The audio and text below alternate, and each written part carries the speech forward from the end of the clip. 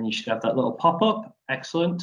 Okay, and I'm going to share with you my screen, and there we go. Excellent. We're up and running. Brilliant.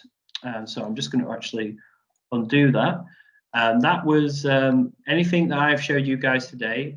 If you're part of what we do at Grimsby, we use Microsoft Streams, and it's going to be uploaded onto that service there as well.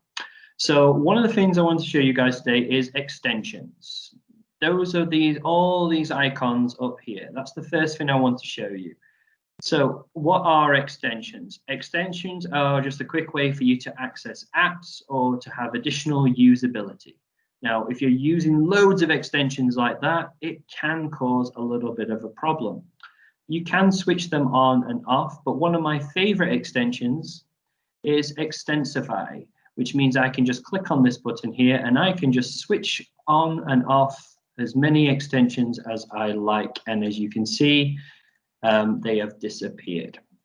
Now, if you have scrolling over to the side, they haven't disappeared. They're all just here in the menu where the three dots are. So what are they?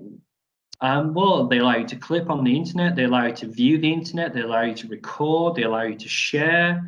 They allow you to do so many different things.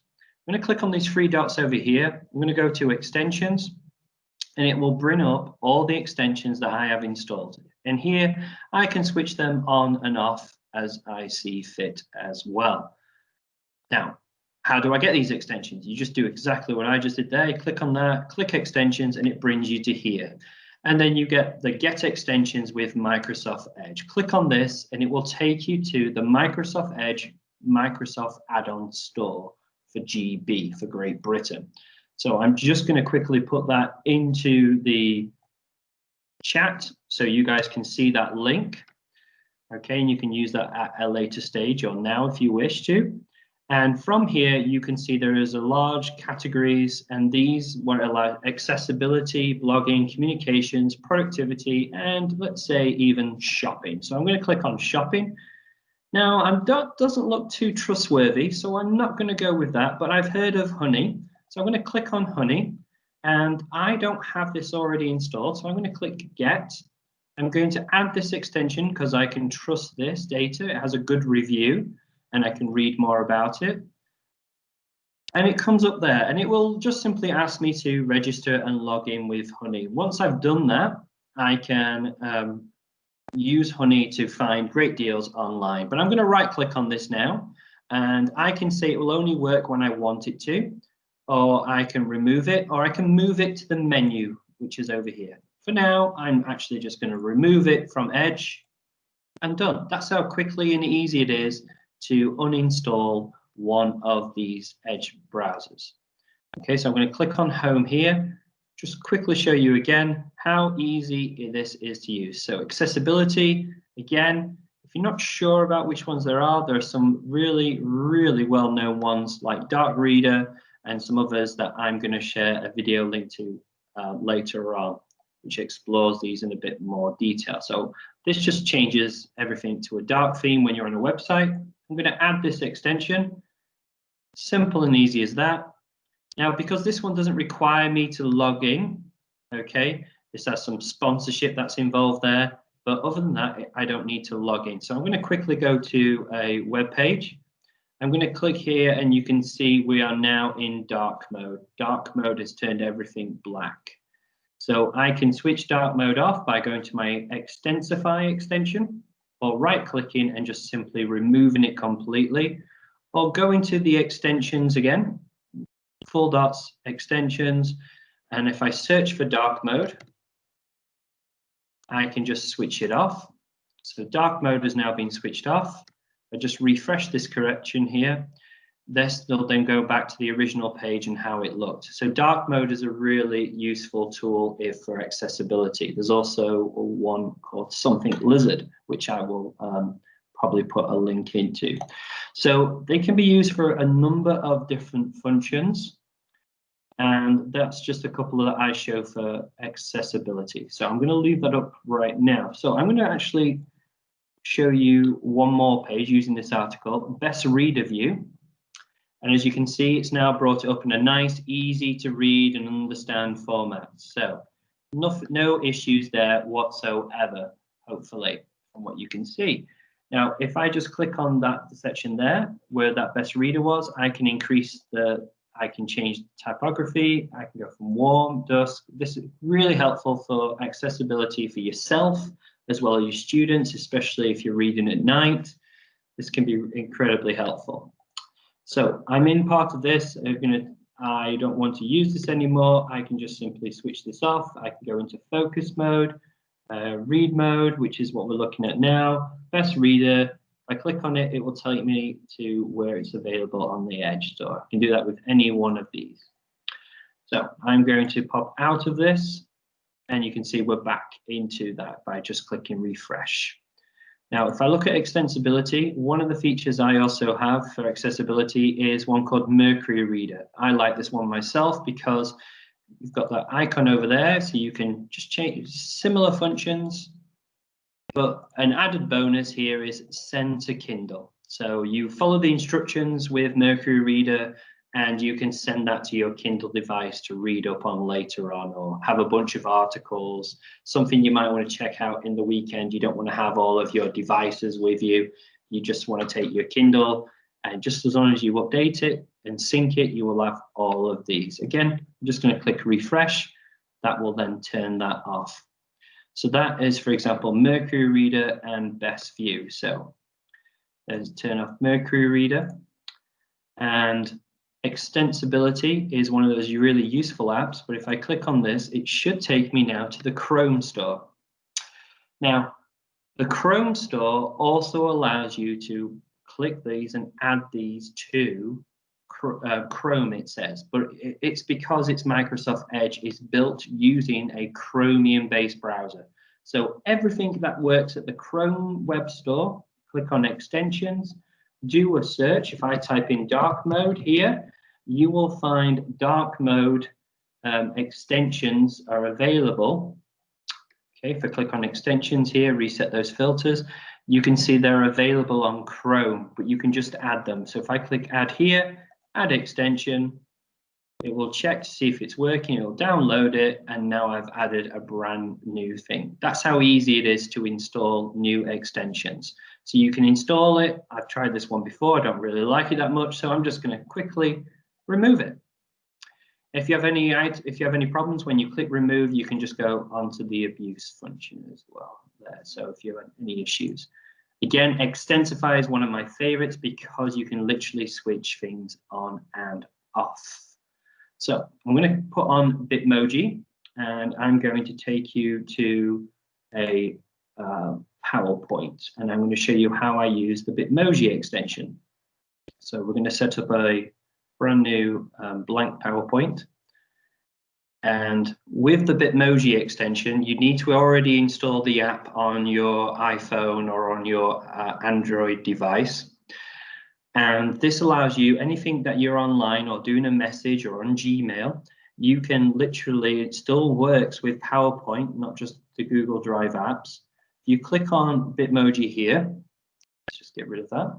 You click on Bitmoji, it's already linked to my account, and it will find it's in my account. I created a avatar of sort that kind of looked like me. So if I'm introducing myself to a new class, I might copy that image in there, paste it, and now I have access to a bunch of avatars, a bunch of images where I can introduce to my class and make us team awesome. So that's using your phone, a Bitmoji app, and the Bitmoji extension. You can create useful avatars. It's really good for your Bitmoji classrooms. Do a search for that online. You'll find a lot more and a lot more detail. But that's one of my favorite apps that we can use here. Again, I'll just click on it, Extensify, take that off, because you don't want to have too many of these running at once. Now, one of the things I have here are some saves. So if I'm clicking away here on my Twitter feed, and it's gone into dark mode, and I find an article that's really useful or something that's grabbed my attention and I want to check this out later, I can click on the icon down here, which has appeared, which is a pocket icon. and that will save to Pocket. Now, Pocket is a reading app that's available on Android, iOS, iPhone devices, so you can save it to read later. Really good for looking at articles. But if I wanted to save it to a Wayclip collection, I can just click on the W icon there, and I can save it to any collection that I like, something that I can check out later on. If I think this will be good for teachers CPD, I've got, yeah, CPD for teachers, click save. And there it is. So this is a way to get extra functionality out of Twitter by having some of these icons up and running. So if I go back to this website that I found interesting, and on this website, because I've installed the Pinterest browser, this pictures, if I click on this one here, it will simply say, well, all these pictures on this web page are interesting. Which one would you like to save? Now, if I get rid of that, if I'm hovering over this, this is a great marking crib sheet for an entire class. You'll see a Pinterest save button, and I could click on that, and that's the specific image I want to save. So this is great CPD for teachers. I can post this to Twitter at the same time, and this is something that I can come back to later on. So what does Pinterest look like? For those of you who don't use Pinterest, this is what it looks like. It's a series of pin boards. You can see I have over 1,000 images and websites and videos linked to and these resources. But you can see I'm just about to start one for BTEC Business. But if I'm wanting to collect positive images when I'm online, and I can share these boards at a little later date. So I was showing someone how to create them in Science. I've got 80 people following this Science page, but I can share this resource later on in a number of different ways. So this is a combination of using both your extensions and your social media to share what you find online, to collaborate, but also to something that you can have an additional resource for later and increase your social media profile. Okay, there are just so many extensions. There's the rewards extension there. If I just go through some of them, hopefully you guys can. Bookmarkify allows you to actually highlight websites so you can share them with students. There's Ecosia, which means if I put this in there when I'm searching, it will help plant trees. There's the Evernote web clipper, as well as the OneNote web clipper up here. I'm going to put the Go-To tab on. If you've seen the adverts for Grammarly online, you can have Grammarly already installed on here as well. There's a number of different tools that you can have over time. There's even the new Wonder Woman is up there as an extension. So I've got all of these pages here and I don't know what they're saying. So I'm going to click on Go to Tab. And now I've got a nice, easy interface where I can see everything. So I can read this, not a problem. I can scroll down, and if I want to get rid of certain pages, yeah, don't need that anymore. Going to get rid of that page. Going to get rid of this page. Going to get rid of this page, and that just gives you the idea of how you can quickly skip between them with the Go-To tab. Really useful if you've got quite a lot of things going at once. I'm going to go back to this article again. And say there's something useful in here and I'm using OneNote like we do at the Tech Partnership. It can save the entire article for me to check out later on. I can share this with students if I put it in a different location as well. So that can be really useful, making really fast, quick assignments. I can increase the font size. I can highlight specific areas that I want students to have a look at. Or I can just simply say, you know what, I want to just highlight this region and I want to save that as a clip. So that will save that now to my own personal notes in OneDrive. Now, if you're not using OneNote, you can use Evernote. Now, Evernote will probably, let me just reload that page, works pretty much the same way. If it doesn't like actually being uninstalled and reinstalled. It works pretty much the same way. It's just taking a little longer. But one of the things that allows you to do is which I really enjoy, is when you are just taking a screenshot, you have an additional functionality now where you can add arrows, you can add, yeah, tick, well done, you did a good job there. No, you didn't do a good job there. Oh, there's a picture of some child's face. Let's just blur that out. And that's why I like Evernote. for these little extra functionalities that you can do right there and then built in into the web browser. So if you ever get sent a PDF, you can literally take a screenshot of the PDF using this and then send that back to the student to say, yes, this is good, this is bad. One of the things you can do in regards to that. So we've looked at accessibility. We've looked at some ways to save articles and look at that information. But there's also ways in which you can improve your text. We can see here, you can even record your screen using a program called Screencastify. I'm not signed in on this browser, I'm using a different one. And that's those in general. And what I'm going to do here is I'm going to click on Share Tools, and I'm going to shift over now from extensions to the social media side of this. Does anybody have any questions at all? I'm just going to shift over to the chat. Any questions, any concerns? You can unmute yourself if you like. Okay. So I'm going to go onto my TES page. Sorry, I'm not as quick as others. I had a question. Yeah, go ahead. So normally when we're in conferences, to use conferences, we have to use the Chrome browser to get the audio often. This is based on Chrome. Does this work? Yes. Doesn't seem to sometimes. It probably, I would say it has a 90 to 99% success rate. Okay, thank you. Based on the Chromium browser, most of these apps will work with each other. Audio will work. I also have all of these extensions on my Chrome browser as well. So if I have to use Chrome because a organization that I visit says I must use Chrome, then I can still use all these functions there. And if I, obviously at the Tech Partnership, we're a Microsoft college, so I still use them here. Now, almost every single one of these extensions will work, but you'll always find one or two that will not work. And that way you can just report them and say there's a problem, and they'll be updating them. So I tend to go back to extensions. Sometimes they work fine, then they break, and then they work fine again. So you have to reinstall them. So hopefully that's answered your question and a few others. Indeed, thank you. All right. So, so this is my digital store on TES. If I click on Share Resources, this is a great tool, Share Tools. It allows me to tweet, Facebook, send a Gmail account, Pinterest, back to them, Pinterest, I'm on Evernote.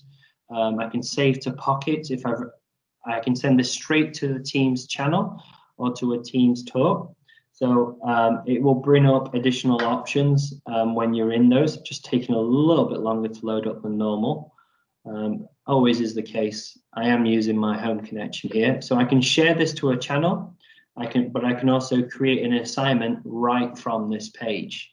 If I find a website that's useful or a Wakelet collection that I've created, and I can put it into this, and that's quite an easy tool to do to create that as a team. So I'm going to put share to channel. Let's see if I can find Digital Ed Summit here, and we're in track 3. And that is just click over there and click on share. And now I should have sent that to this channel so people can look at later on. And that's as quickly and easy as you can do that. You can even look at what this website looked like in the past using the Wayback Machine. You can create a QR code. You can just simply, or you can look into your settings and get rid of some of these icons and add some more in. Just put QR code, that will take you to my page. So you can just either copy and share that image.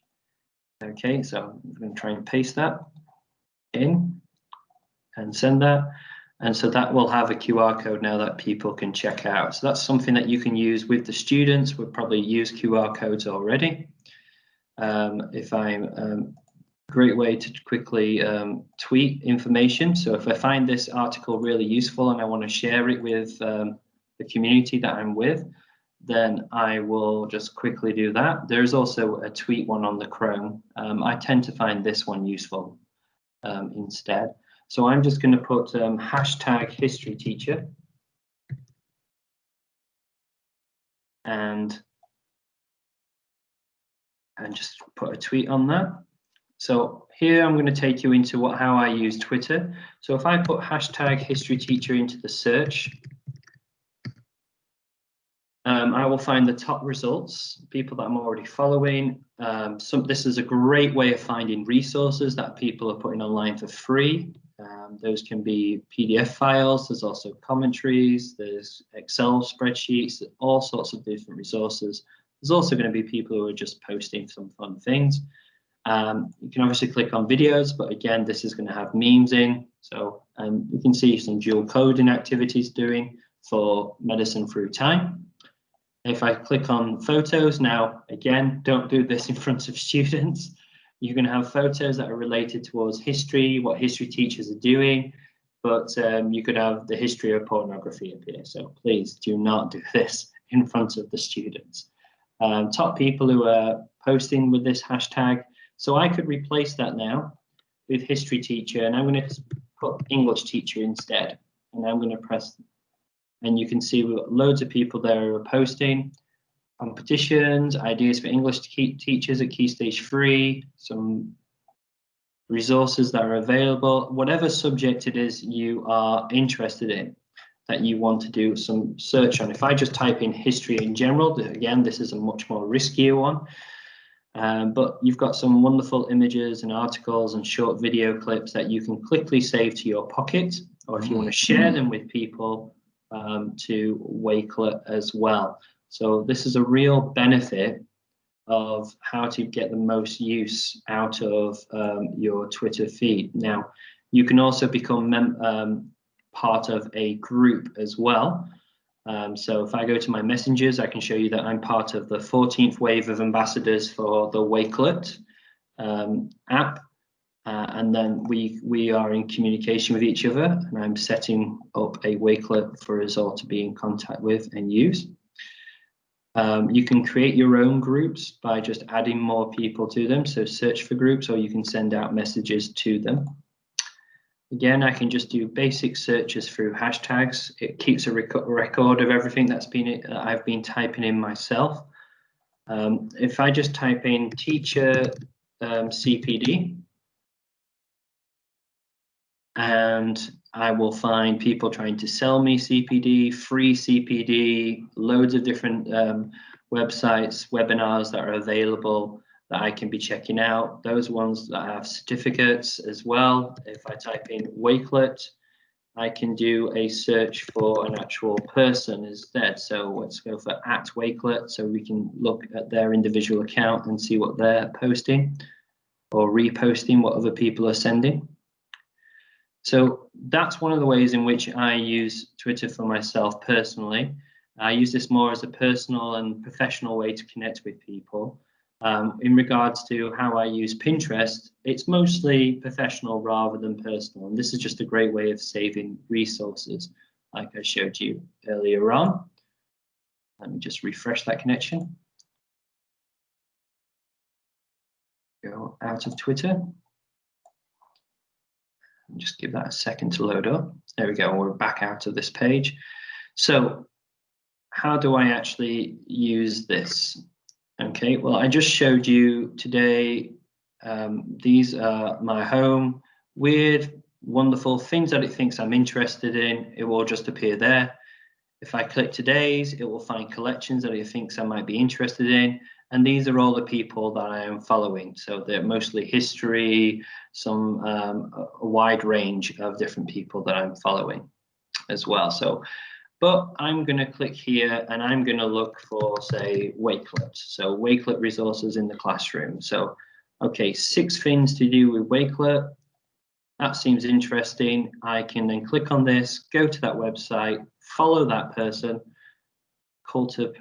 Yeah, that sounds like a good one. I can check out this blog in detail, but for now I can think that's a really good image and a good resource. It fits under CPD for teachers, so I'm going to click save.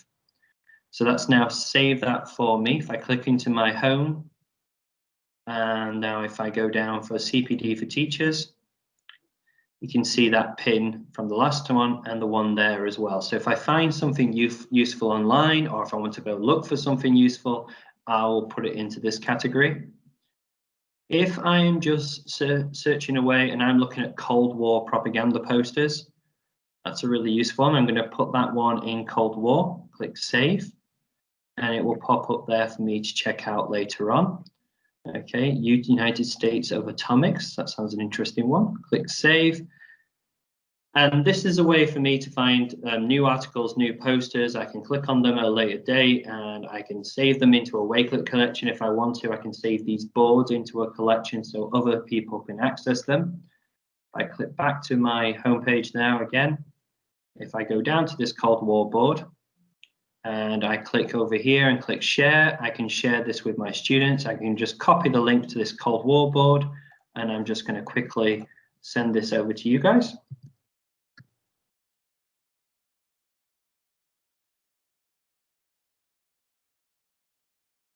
Okay, so that has gone over my time, guys. I do apologize. Do you have any questions or concerns or complaints? Feel free to send them now. Please do remember to go up to the top there and you can see the education code that you guys should be using. Okay, so please get yourself some credit there from the Microsoft Store. Okay, I'm just stop sharing.